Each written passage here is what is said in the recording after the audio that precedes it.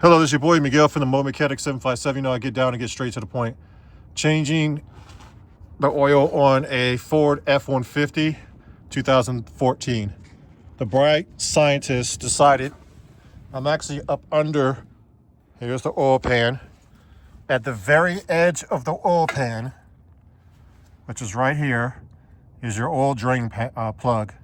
The bright scientist decided to stick it way back here, up under here.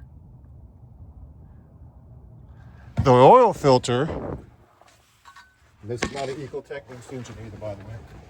The oil filter is sitting right there. There's your alternator.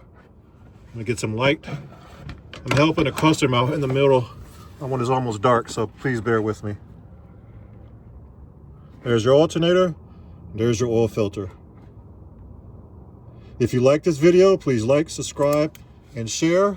There's not too many videos out there to tell you where anything is on this truck when it comes to changing the oil and the drain plug. Thank you.